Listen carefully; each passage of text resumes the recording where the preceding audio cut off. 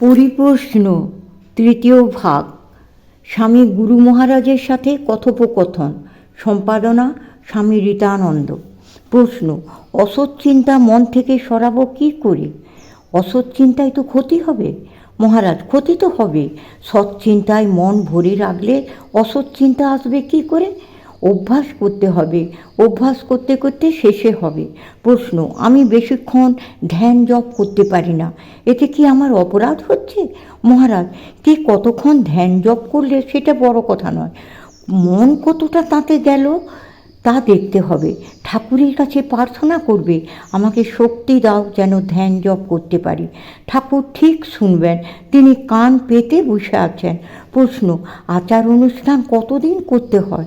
মহারাজ, তাকে লাভ হলে আর আচার অনুষ্ঠান করতে হয় না। আচার অনুষ্ঠান হলো উপায়। তাকে যখন লাভই হয়ে গেল তখন আর আচার অনুষ্ঠান করে কী হবে? তাকে লাভ করার জন্যই তো আচার অনুষ্ঠান।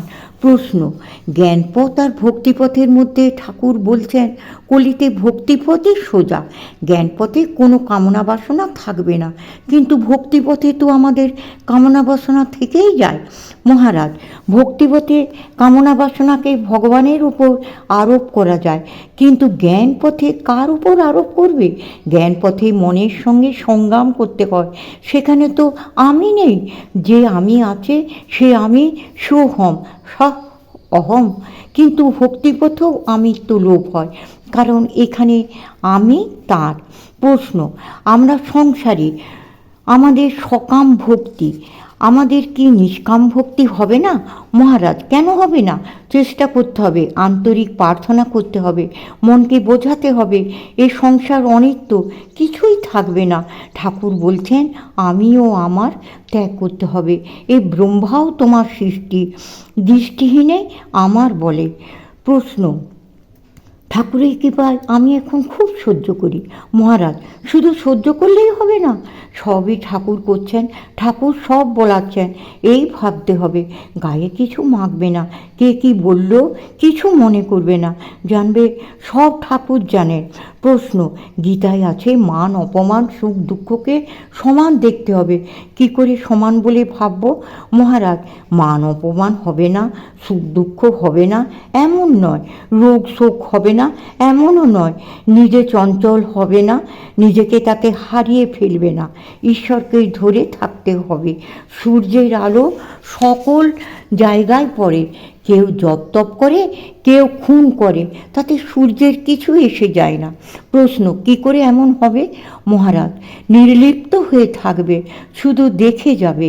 থিয়েটারের সিন বদলে যাচ্ছে, থিয়েটারে সুখ দুঃখ আছে, কিন্তু সেটা আমাদের নয়, আবার যারা অভিনয় করছে তাদেরও নয়। তেমনি সংসারে ভাবতে হবে এটা আমাদের নিজের নয়।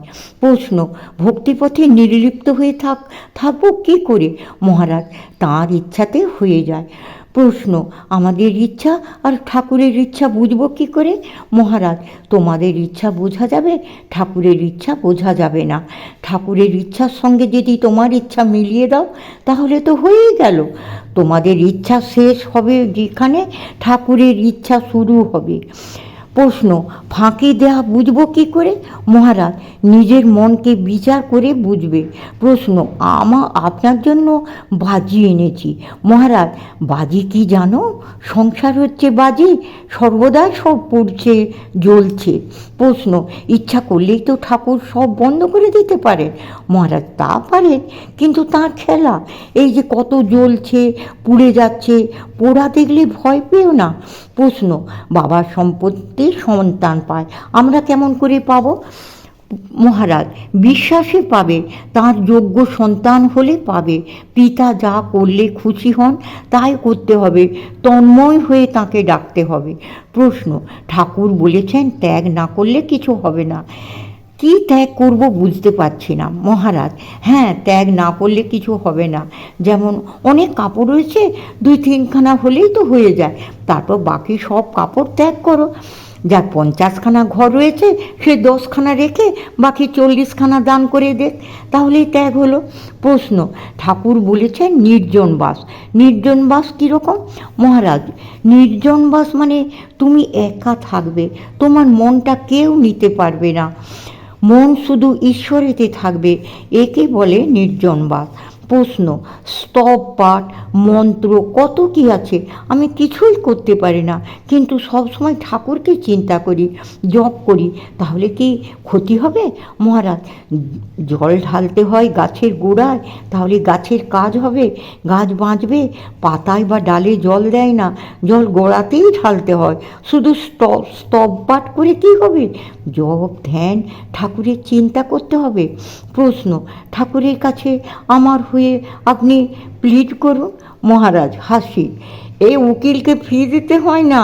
উকিল যেমন মক্কেলকে বলে, মক্কেল যদি সেই রকম কাজ করে তাহলে জিততে পারে, তা না হলে হারবে।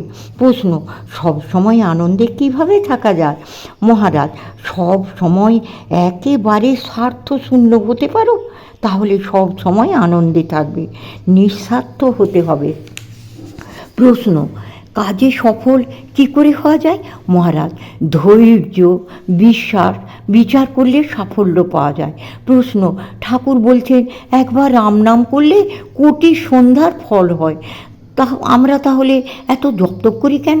মহারাজ, হ্যাঁ, হয়তো বিশ্বাস থাকা চায়।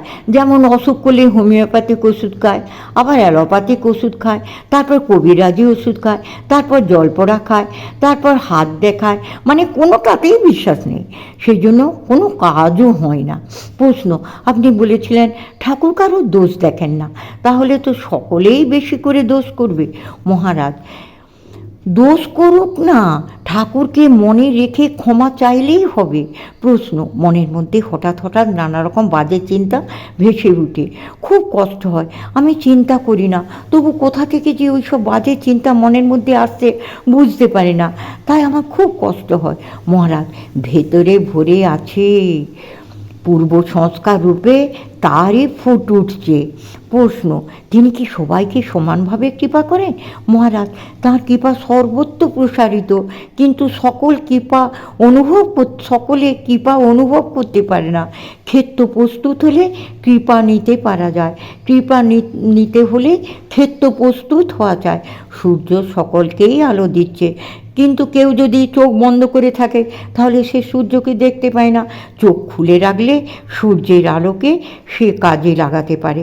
সূর্যের আলো যেমন চোখ দিয়ে অনুভব করতে হয়, তেমনই কৃপা প্রাণ দিয়ে অনুভব করতে হয় ক্রমশ।